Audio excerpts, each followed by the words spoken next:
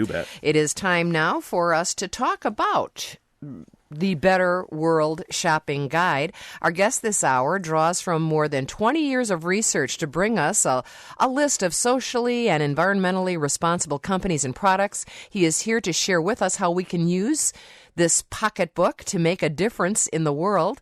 Ellis Jones teaches in the Department of Sociology at Holy Cross College. He's a scholar of social responsibility, global citizenship, and everyday activism.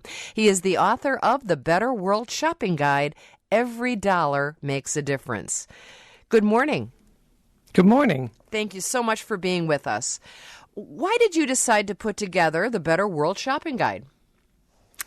Well, it seemed to me that consumers were really interested in this idea of turning their dollars into votes, to send messages to companies that they supported, that they were doing good work, and to pull their dollars away from those companies that were doing things that didn't line up with the average consumer value. And I myself was struggling with this, many of my friends and colleagues, and I knew that the research existed out there, but that it was scattered all across nonprofit organizations that track some of these issues, government agencies like the EPA that track some of these issues, and private organizations. And I thought, well, what we need as consumers is really a kind of single place to go to be able to understand, which of these companies are doing good and which are not doing so good. So I created this system in which all of the data is put into kind of one massive database, which now contains just over 1,700 companies. And all of the issues from issues of animal protection or dealing with local communities or human rights support or abuse abroad and environmental issues, all of these issues that concern consumers, I wanted them to all be in one database. And the end result is the A to F ranking system that I've contained here in the Better World Shopping Guide. A to F. So you can look on this guide and find out if if you're going to buy a toaster or something. You can see if the brand you're going to buy is exceptional or if it's failing. It's just like a B, C, D, or F. Yeah, it was very intuitive for me as a professor. I grade my students from A to F, and I think it's intuitive for most people. There are those that are excelling in the class and those that are falling behind. And I think it's so important, particularly in this day and age when green has become so popular, to have a reference for consumers to understand how they can cut through what's known as greenwashing, kind of sophisticated PR campaigns that may obscure the facts on the ground, and really reward those companies that are going above and beyond to make these efforts out in the community and out in the larger world, to be able to open this communication in some ways as we have in our political sphere when we've created the system of democracy. We want to open communication between the voter and the representatives in our government. And in this way, we're opening lines of communication between consumers and corporations, which through dollars and through spending. So how are you determining if a company or a product gets an A in environmental policy or an F? Who's determining whether someone's doing good or bad? It's a great question. Well, consumers should know, first of all, that none of the data that is used in the ranking system comes from the companies themselves. At this point, that data is too biased in many ways. And so companies are often producing these corporate social responsibility reports, and they're often glowing about all of the great things they're doing in the world. But unfortunately, it doesn't map onto reality. And so all of these are third-party data sources. And there's a list of the data sources right in the back of the book. Everything from the Cornucopia Institute that tracks organic integrity, or the people at the Series Principles that track aspects of environmentally beneficial or damaging behaviors, Center for Public Integrity tracking campaign contributions, contributions. All of these nonprofits and public and private sources of information, I've sat down to evaluate for its reliability, for its comprehensiveness, for its ability to measure some of these different issues. And once they pass that test, they are brought into the database. And this data now reaches back just over 20 years. And so the companies or products are graded on multiple things, including a record on the environment, human rights, animal protection, social justice, community involvement. All of those are considered when you give a grade? That's right, because I really think it's important for the consumer community to come together. It's one thing to support, for example, just environmental concerns. But if we play that out, we may end up in a world where we have organic hemp T-shirts that are made in sweatshops, and it really doesn't solve the kind of big picture. The big picture needs to take into account all of these different issue areas, that how we treat other human beings, how we treat the environment, how we treat animals, how we treat our communities. And these are issues that consumers have demonstrated over and over again that they're very interested in. And we do have labels for certain aspects of these. So there's a label for, if something is organic or if something is fairly traded, but there aren't enough labels out there to really encompass the grand total of behavior that is corporate behavior currently. And there's another important distinction in this research process. The research does not look at individual products. What it looks at is company behavior exclusively. So I leave product quality and product reliability to organizations like the Consumers Union that puts out consumer reports, where this guide is useful is in helping consumers figure out, well, what are those companies doing with my dollars? Are they really having positive impacts on the world, or are they somehow dragging us down in the future? We are talking with Ellis Jones. He is author of The Better World Shopping Guide. Every dollar makes a difference, which is now re-released in its third edition. And we're welcoming your questions for him.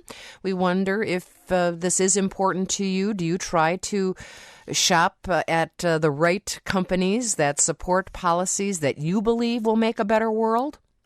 1-800-642-1234, or send an email to talk@wpr.org. You can also comment on the Joy Cardine Show Facebook page. It's going to be a beautiful day today, mostly sunny, unseasonably warm. Highs today will be in the 70s and low 80s. It's going to be another warm, sunny day tomorrow and again on Sunday, mostly sunny, very mild. I'm Joy Cardine. This is the Ideas Network of Wisconsin Public Radio.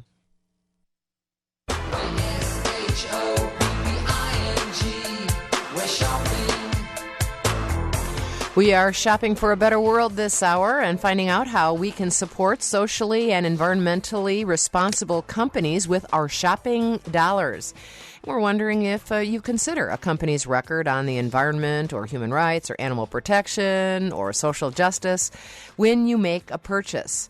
Now you have a source that you can consult when shopping to know these things. It's the Better World Shopping Guide. We are talking with its author, Ellis Jones, and we're welcoming your questions at 1-800-642-1234 or send an email to talk@wpr.org. And before we go to the phones, let me ask you, Ellis Jones, does this really make a difference, buying from the companies that get A's as opposed to F's? I think it really does. I mean, consumers have already demonstrated that they're very interested in green business practices, and that is one of the fastest growing sectors of the consumer economy. And we also know that with our best estimates, that 2/3 of our overall economy is driven by consumer spending. And that means that one of the most powerful engines on the planet is actually driven by how we as individuals spend our consumer dollars. These companies cannot exist without these dollars. And we hold the power over these purse strings. And so we can use these dollars and wield them in a way to shape the world for the better. And what I've been tracking over the last 20 or 30 years, the trends that I've been noticing have really started to, I think, reveal that while we've been thinking about the world in terms of nation states for decades, that we have to start shifting our thinking over to thinking about these new power centers that are not held quite as accountable as the political power centers. We've created democracy to hold political power centers accountable, but we don't have an equivalent in the economic sphere.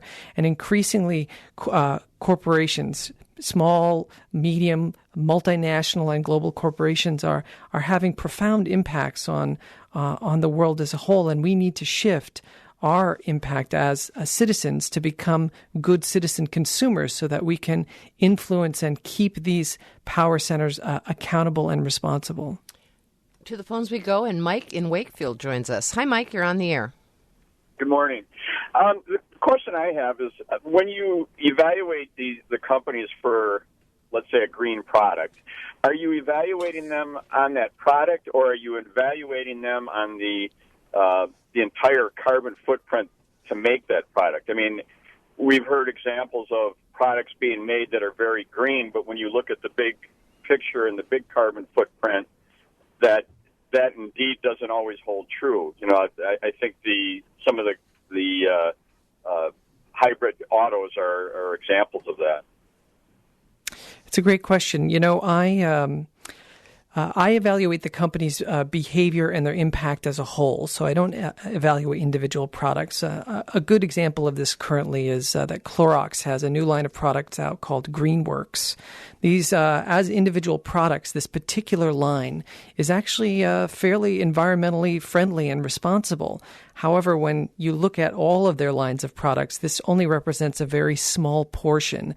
And so giving dollars to Clorox overall under the system here that I've put together is actually still not a great idea for the average consumer, because what we want to do is encourage a kind of fundamental shift in company behavior, not just kind of holding out green carrots to the consumer to hopefully see that they take that and then, you know, later support the other company's products. So I'm wondering, in using this guide, Ellis Jones, ideally we want to reward the companies that are getting the A's, but are we bad consumers if what we want is from a company that gets a C or a D? You know, this is a great question. I still buy from companies that get C's and D's. I really do try to avoid the F companies. My personal goal is to kind of have my overall spending come out around a B+. I think it's very difficult to just kind of make all of your purchases kind of the greenest and the most friendly. And in fact, I don't think that's the point. The point is that consumers should always have a choice. And sometimes that choice is between an A and an F company, and sometimes it's between a B and a D, and sometimes it's between a C and an F. And every choice makes a difference. There are never perfect choices in whether we're voting in this upcoming election or whether we're in the supermarket, but there is always some kind of a choice. And we're limited by, our budgets. We're limited by, our personal preferences and tastes and what works for us and quality of product. And we're also limited by where we live and what kind of stores are available to us or what we can get a hold of. And so all of these kind of come into this unique equation for each individual consumer to be able to go out and try to improve their overall consuming GPA. This is not a guide that just lists green companies or just lists companies that people need to boycott. It really is there to create a spectrum so that every person has a choice in every case, and the goal is to kind of maximize over time the difference that we're making on an everyday basis, and in that way we move the whole of the economic system in a better direction. We are talking about the Better World Shopping Guide. Every dollar makes a difference, with its author Ellis Jones. We will continue our conversation with him, and we will welcome more questions for him in just a bit. We have to check news from National Public Radio and Wisconsin Wisconsin Public Radio, and we need to check the news from John Munson on the pledge drive. John, welcome back. Thank you, Joy. Speaking of every dollar counts, yes. we need to get 40 pledges this hour, and we have 10 so far, so 30 to go in the next half hour. I think that's very doable. We certainly did it last hour, so we'll do it again. 5 new members. That's always good to note. Thank you so much if you've already given, and if not, please help us stay on track for this pledge drive by making your contribution right now. WPR.org, 888-202-2552. And you decide how much you want to pledge to support Wisconsin Public Radio. But ask for a Better World shopping guide as your thank you gift when you give $60 a year or more at WPR.org or 888-202-2552. You know, you enjoy the Joy Cardine program during the week. I know I sure do. And maybe you also enjoy What Do You Know or Wait, Don't Tell Me, Prairie Home Companion on the weekend. We've got something for you every day of the week, and weekends are extra fun. It is extra fun on the weekends. Your pledge right now supports all of what you hear on Wisconsin Public Radio, so it's really easy to donate. You just have to decide how much to donate. Go to WPR.org or 888-202-2552. You get a lot of information from WPR, and this particular program, is a perfect example of why people love this network so much. Well, it's time to become a member. We are commercial-free, nonprofit, listener-supported public radio. You rely on Wisconsin Public Radio for great information and advice and news and fun, and we rely on you. It's a great combination. Make your donation at WPR.org or 888-202-2552. A contribution of any amount makes you a member of Wisconsin Public Radio. A contribution of $60 a year or more will get you, if you'd like it, the Better World Shopping Guide. Find out how you can make your dollars to make a difference. Absolutely. That's what a great thing to have with you when you go out shopping. You can make sure that you're a responsible human being, and every time you look at it, it will remind you that you did something responsible by making a pledge to Wisconsin Public Radio.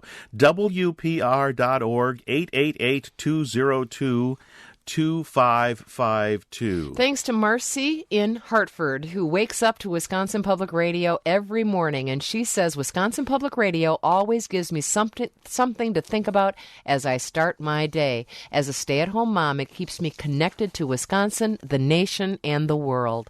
Thank you, she says. Well, I say thank you, Marcy, for pledging at WPR.org or 888-202-2552.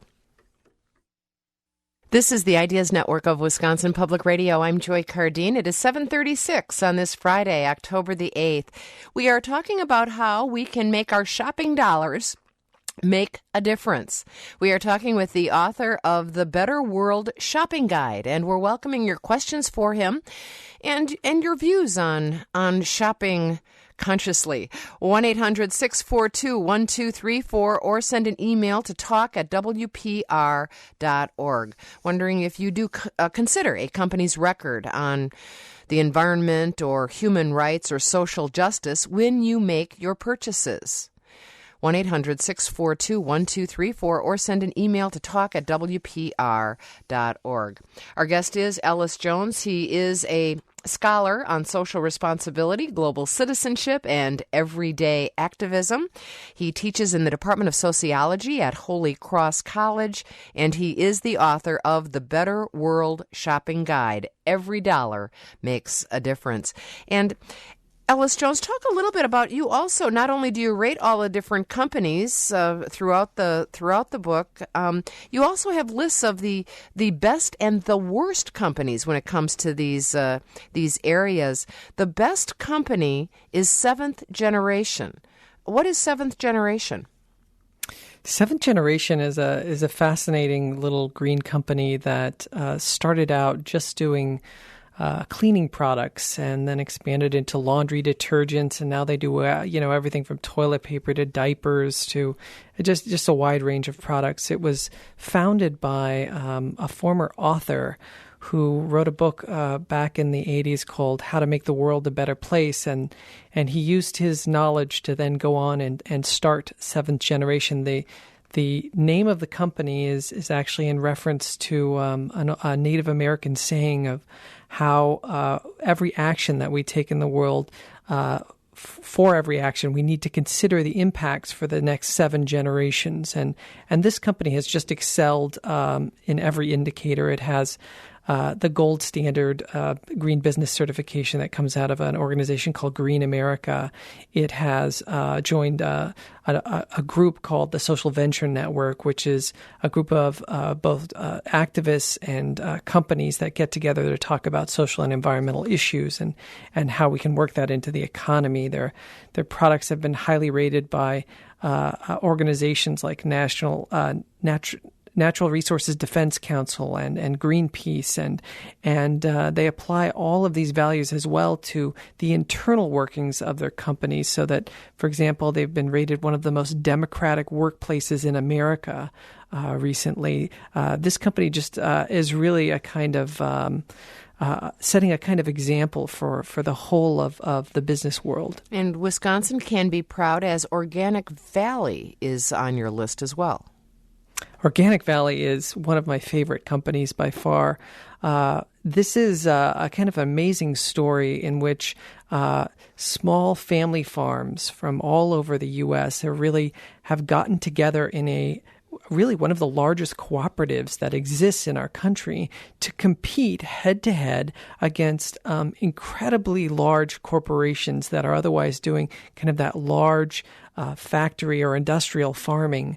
And they're actually making it work. And they are just a success story like no other. I think it's an inspiration to cooperatives all over the country to see what Organic Valley has done, and they as well are excelling in almost every data indicator that I track as far as social and environmental responsibility goes. So. I really appreciate their own efforts. And I notice one of the things that I've noticed looking through the book and on this list of the best companies, I see number 6 on the list is Tom's of Maine, and I know that they do various. They sell toothpaste, among other things, and I'm unfortunately right now using Crest. And Crest, I believe, is a Procter & Gamble a product. Yes. And so yes. Procter & Gamble gets an F, but Tom's of Maine would get presumably an A. So that's one way I can make a difference. I can say I'm not going to use Crest toothpaste. I'm going to use Tom's of Maine instead. Exactly. And, toothpaste is one of these products that, you might buy once or twice or maybe 3 times a year, depending on how much toothpaste you get in your tube, and yet it's a way in which you can really send a message out to these companies. So Tom's of Maine is a really, great company. They have incredible transparency in their ingredients. They list, not just the ingredient, but the purpose of the ingredient and then the source of the ingredient. They have a number of environmentally friendly policies and practices. And despite, and this is important to note because I know many consumers have this question, despite the fact that Tom's of Maine was actually purchased a number of years ago by Colgate-Palmolive, they are one of the success stories in which the company has been able to maintain largely its independence despite being purchased by a larger company. And this is something that's happening over and over again as these little green companies are seen to be very successful and profitable and marketable to consumers. Large companies come in sometimes with the agreement, sometimes without the agreement of the smaller companies, and they buy them up. And as far as I can tell in my own research, one of 3 things happens. The small company gets completely absorbed into the large company, or it maintains its independence and integrity and its track record is intact, or the jury is out and the data is mixed along the way. And so in some cases like Tom's of Maine, the company maintains its integrity. In other cases, the jury is out, like for example, with Burt's Bees being bought out by Clorox. So they maintain a C ranking. And then in other cases, like with Boca, which creates Boca Burgers being bought out by Kraft, their track record really disappeared. And so they just became a part of the larger corporation. And they stopped making Boca brats, which is terrible. No, I'm just kidding. We have Jackie in Madison wants to know if there are any companies that have traditionally been or had been in the D or F range, but now have gone up in rank, that they've changed their ways and are now getting a higher grade? There are companies like that. For example, the company Office Depot in previous editions was ranking around a D-, and I had heard through the grapevine and actually gotten a phone call from the sustainability coordinator over at that company that was talking about all of the efforts that they were trying to make to kind of green their products and do better by the environment. And I really felt like their work was sincere. However, I told them that I can't take any data from companies directly. I have to wait until third-party sources then track that change. And lo and behold, within a couple of years, that data started coming in, and that company has now risen from a D- to a C-, which is actually a very significant shift for a company of that size. And I expect that in the coming years, we'll see Office Depot excel even further on this rankings based on the data that tracks what they're doing on the ground. We are talking about shopping for a better world with the author of The Better World Shopping Guide, who says your shopping dollars and where you spend them and the company that you spend them on really does make a difference.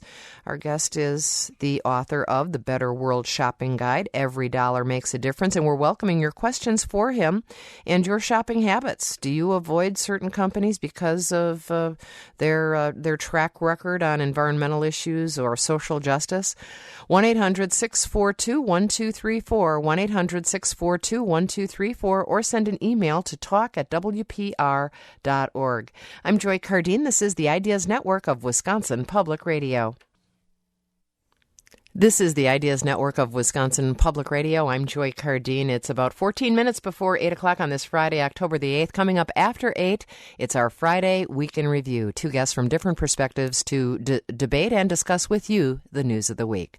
Right now we are talking about shopping for a better world with the author of The Better World Shopping Guide, Ellis Jones. Some of the 20 worst companies on the 20 worst list: ExxonMobil, Kraft, Walmart, Chevron, Texaco, and General Electric, the top 5 worst companies on the 20 worst list. Ellis Jones, how does a company end up on the 20 worst list?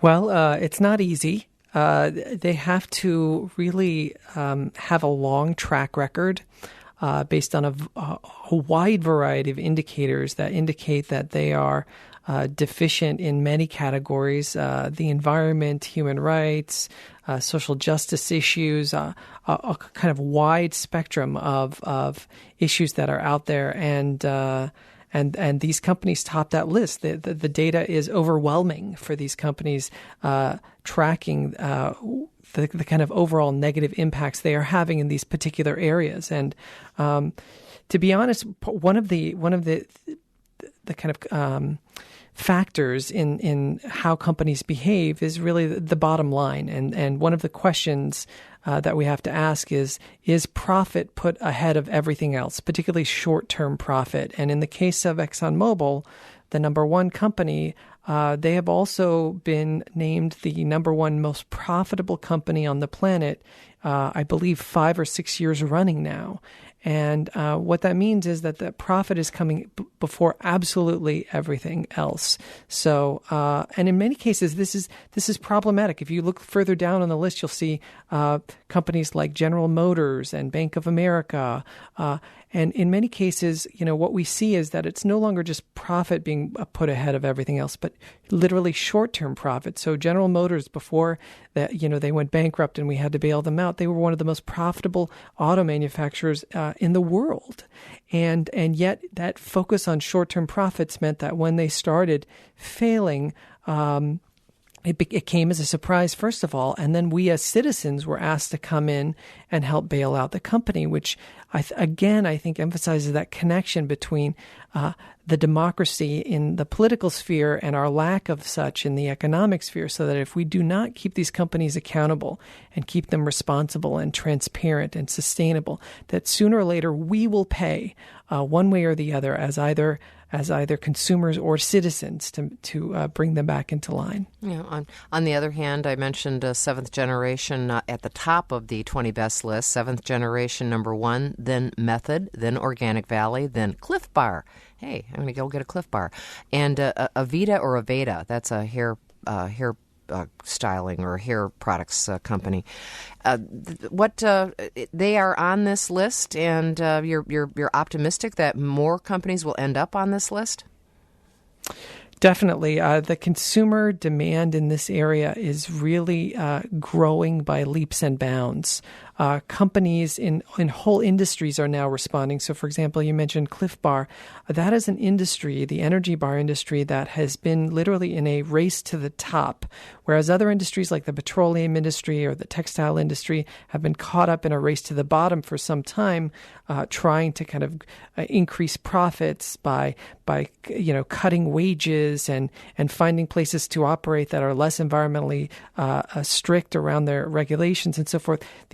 Led by companies like Cliff Bar, the energy bar industry is really full of small companies trying to outdo each other in how environmentally responsible and socially responsible their product is, and sourcing fair trade ingredients, and providing employee benefits and so forth. And this is really, I think, how we want our economy to work. We want it to work for the consumer and the worker and the investor all at the same time. And we can do that, but we have to get some of these industries turned into the right direction so that they understand how important it is to respond to the interests of citizens and the interests of consumers.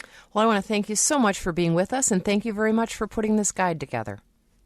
Oh, it's my pleasure. And if your listeners are interested in more of the research, they're welcome to go online to www.betterworldshopper.org. And there's even an iPod app available now that they can download and carry it around with them. That's wonderful. Thank you so much. Ellis Jones is the author of The Better World Shopping Guide. Every dollar makes a difference.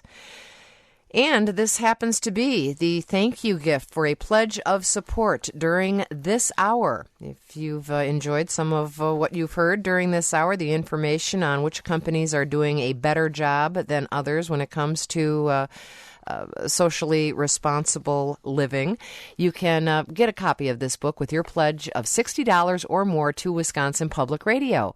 Go to WPR.org or 888-202-2552. John Munson joins me once again, and John, looks like we are on our way to making that goal. Hey, our listeners have been busy. Well, you've been busily producing great radio here this morning, Joy. We've heard already from 27 pledgers this hour. That means we have 13 left to go. The number I always get excited by as we look at the scoreboard there is the number of new members, 14 this hour. Welcome to the family, and let's get some more before the top of the hour. Well, you wonder, gosh, these people just obsess about numbers, but I'll tell you what, these hourly goals are what make the whole pledge drive work. We pledge by pledge, hour by hour, day by day. We need to stay on track to support the programs you count on like this one. Thank you so much to those who have already given. And if not, well, now is your chance. WPR.org, 888-202-2552. You get to decide the amount of your pledge. It can be $60 if that's what you'd like, and if you would like the Better World Shopping Guide, or it can be more than that. You can still get the Better World Shopping Guide with a pledge of more than $60, but pledge whatever amount works for you at WPR.org or 888-202-2552. Well, you've been enjoying the conversation this hour with Ellis Jones, and it's really true. Every dollar does count, and it does make a difference where you spend your money, and we would appreciate it if you'd spend it a little bit with Wisconsin Public Radio, because every dollar counts here too. Please take a few minutes and make this hour and many more hours to come possible by putting a value on the programs you enjoy every day and then making a pledge. WPR.org or 888 888-202-2552. $1 or $2 a week adds up to about $50 or $100 for the year, and all year long you will benefit from this program and all of the Wisconsin Public Radio programs you love. So make your contribution at WPR.org or 888-202-2552 and give as generously as you can. I'm 21, my husband's 26, and we have a 2-year-old son and a 1-month-old son, and we absolutely refuse to have a television in our home. We just won't do it. We don't want to raise our children on television, but my husband is a news junkie. So we're constantly listening to it from 7 o'clock in the morning until 11 o'clock at night. Yeah, we listen to you guys every day. Well, hello there. You are not TV junkies, but you are radio junkies. It's wonderful to have you listening along. I'm Joy Cardine with John Munson, and we are here to ask for your support of Wisconsin Public Radio. Listener support is such a big part of why this program is available to you right now. So please make your donation in support of the programs that you count on at WPR.org or 888-202-2552. Well, if you're going to be a junkie, a radio junkie is, why not? There are a lot of worse things you could Jones on. If you've been wondering how to do more for the station that is such a big part of your life, all you radio junkies out there, consider making a donation of $1,000. Listener support is crucial to WPR's future. If you'd like to do more than you've done before and can afford to make a contribution of about $83 a month, why not do that right now? Of course, a gift of any amount is appreciated at WPR.org or 888-202-2552. Maybe you found yourself thinking about something in a new way after you've heard one of our shows. That's the beauty of the Ideas Network. You hear multiple points of view on a wide variety of topics and issues and ideas. That's what you value when you hear the Ideas Network. Now, decide how much that is worth to you and pledge your support at WPR.org or at 888-202-2552.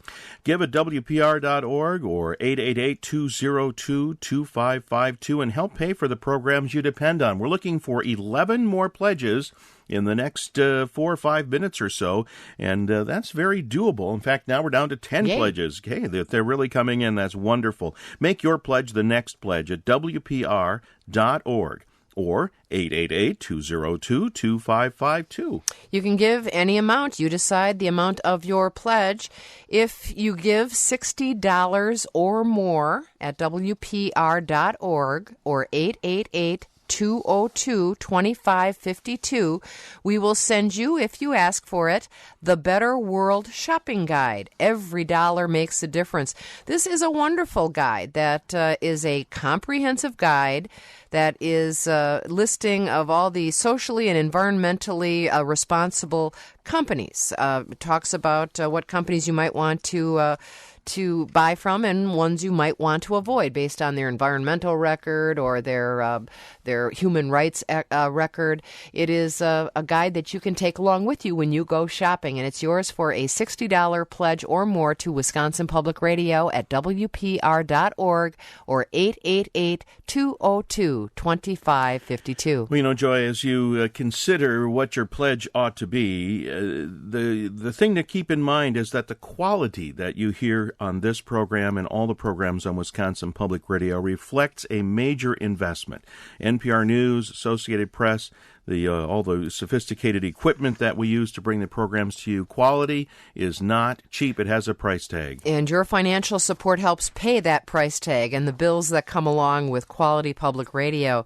So help with those costs and make your donation at WPR.org or 888-202-2552.